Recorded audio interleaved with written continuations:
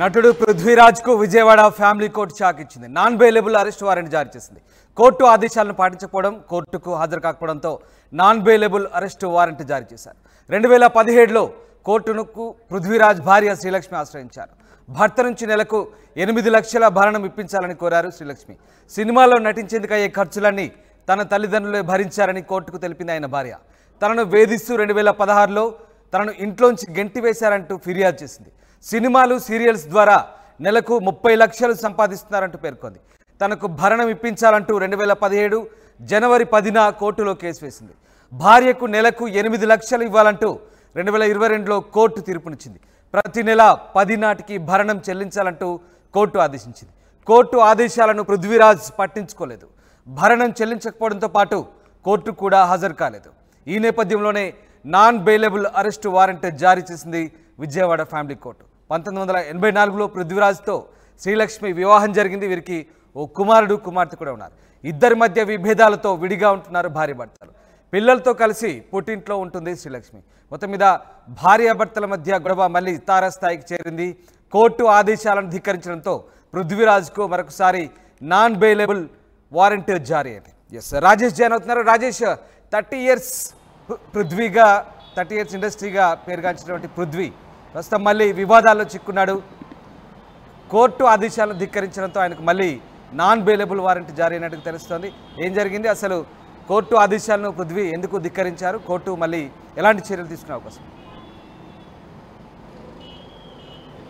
అంటే అటు సినిమా రంగంలోనూ ఇటు రాజకీయ రంగంలోనూ కొంత ప్రాధాన్యత సంతరించుకున్న నటుడు పృథ్వీరాజ్ పైన Vijayawada family court non bailable warrant అయితే జారీ చేసింది.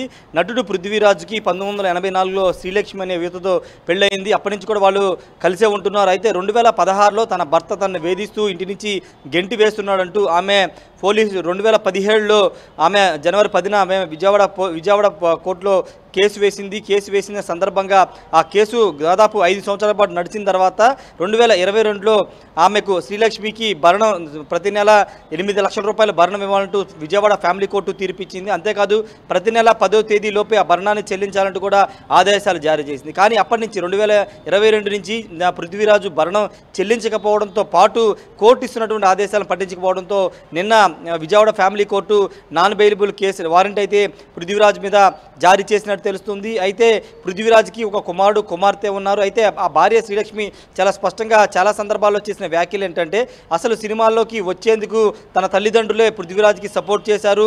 ఆయనకి అయ్యే ఖర్చులన్నీ కూడా, సినిమా ఇండస్ట్రీలోకి రావడానికి అయిన ఖర్చులన్నీ కూడా తన కుటుంబం భరించిందని ఆయన భార్య శ్రీలక్ష్మి చెబుతున్నారు.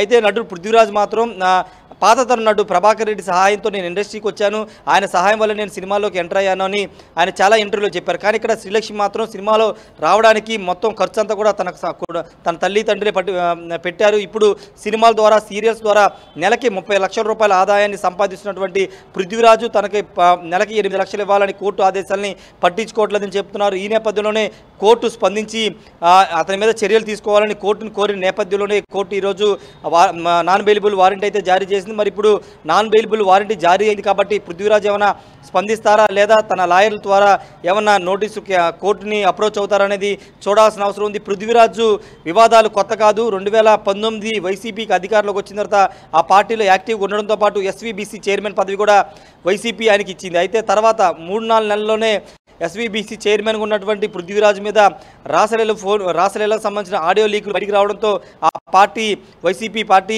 ఆయన్ని పదవి నుంచి తప్పించింది. తర్వాత పార్టీలో కొంత ఇన్యాక్టివ్గా ఉన్నప్పటికీ గత 2 సంవత్సరాలుగా, 2.5 సంవత్సరాలుగా ఆయన జనసేన మద్దతుదారుకున్నారు. జనసేనలో కూడా చేరారు. ఇప్పుడు జనసేనలో ఉంటూ వైసీపీ మీద తీవ్రస్థాయిలో విరుచుకుపడుతున్న పృథ్వీరాజు ఇప్పుడు ఫ్యామిలీ ఇష్యూస్ ఆయనకి కొంత తలనొప్పిగా మారాయని చెప్పాలి. తన మొదటి భార్యకు సంబంధించినటువంటి ఇష్యూలో శ్రీలక్ష్మి చేసినటువంటి కేసుకు సంబంధించి ఆయన భరణం చెల్లించిపోవడంతో ఇప్పుడు కోర్టు సీరియస్ అవడంతో పాటు అరెస్ట్ వారెంట్ కూడా, నాన్ బెయిలబుల్ వారెంట్ జారీ చేసిన నేపథ్యంలో ఇప్పుడు ఆయన ఏ విధంగా స్పందిస్తారు, ఈ కేసుని ఏ విధంగా పరిష్కరించుంటారు, భరణం నెల భరణం చెల్లిస్తారా, దాదాపు 3 సంవత్సరాలు పెండింగ్ ఉంది కాబట్టి భరణం అంతా తిరిగి ఒకేసారి చెల్లిస్తారా, లేకపోతే కోర్టు ముందు ఆయన ఏ విషయాలు చెబుతారనేది చూడాల్సిన అవసరం అయితే కనబడుతుంది. ఏదేమైనప్పుడు ప్రస్తుతం అయితే పృథ్వీరాజ్ కొంత ఇబ్బందులు ఎదుర్కొంటున్నారని చెప్పి రాజేష్, ఇలాంటి కేసులో సాధారణంగా కోర్టు ఎలాంటి చర్యలు తీసుకునే అవకాశం ఉంది? అంటే ఇప్పుడున్న పరిస్థితుల్లో ఒకవేళ పృథ్వీరాజ్ తనకు అంతగా సినిమా అవకాశాలు లేవనో, అంత ఆదాయం లేదనో, చెల్లించుకునే పరిస్థితిలో లేననో కనుక కోర్టుకు విన్నవించుకుంటే ఒకవేళ ఈ అంశంలో కోర్టు ఎలాంటి తీర్పు ఇచ్చే అవకాశం ఉంది, ముఖ్యంగా నాన్ బెయిలబుల్ వారెంట్ జారీకి సంబంధించి తిరిగి కోర్టు ఎలాంటి చర్యలు తీసుకునే అవకాశం ఉంది?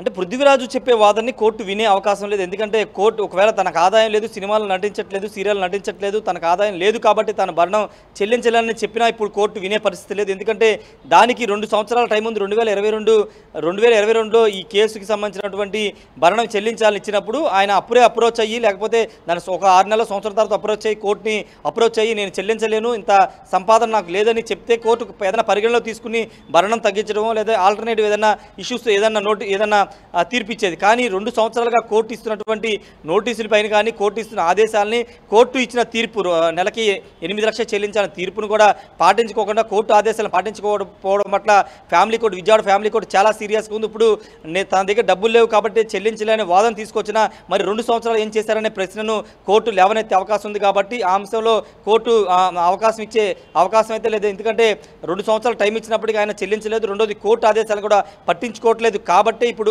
నాన్ బెయిలబుల్ వారెంట్ జారీ చేసింది. కాబట్టి ఇప్పుడు కోర్టు ముందు ఆయన ఇలాంటి వాదనలు, తన దగ్గర ఆదాయం లేదు, సినిమాలు లేవు, సీరియల్స్ లేవు అనే వాదన తీసుకొచ్చినా వాటిని కోర్టు తోసిపుచ్చే అవకాశం ఎక్కువ ఉంది. Ramdas. Right, yes, thanks for the update Rajesh. ఇది మొత్తం మీద నటుడు పృథ్వీరాజ్కు విజయవాడ ఫ్యామిలీ కోర్టు షాక్ ఇచ్చింది. నాన్ బెయిలబుల్ అరెస్ట్ జారీ చేసింది. కోర్టు ఆదేశాలను పాటించకపోవడం, కోర్టుకు హాజరు కాకపోవడంతో ఆయనకి అరెస్ట్ వారెంట్ ఇచ్చారు.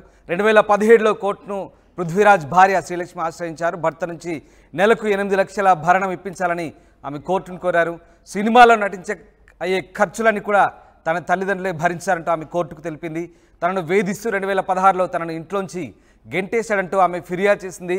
సినిమాలు, సీరియల్స్ ద్వారా నెలకు 30 లక్షలు సంపాదిస్తున్నారంటూ పేర్కొని తనకు భరణం ఇప్పించాలని 2017 జనవరిలో ఆమె కోర్టుకు విన్నవించుకుంది. ఈ నేపథ్యంలో కోర్టు ఆదేశాలతో ఆయన కొద్ది రోజుల పాటు చెల్లిస్తూ వచ్చారు. తర్వాత ప్రతి నెల 10 నాటికి భరణం చెల్లించాలంటూ కోర్టు ఇచ్చినటువంటి ఆదేశాలు ఆయన పట్టించుకోలేదు. భరణం చెల్లించకపోవడంతో కోర్టు కూడా ఆయన హాజరు కాలేదు. ఈ నేపథ్యంలోనే నాన్ బెయిలబుల్ అరెస్టు వారెంట్ జారీ చేసింది విజయవాడ ఫ్యామిలీ కోర్టు. మరి పృథ్వీరాజ్పై ఎలాంటి చర్యలు తీసుకుంటారు, మళ్ళీ ఏం జరగబోతుంది అనే ఆసక్తి నెలకొంది.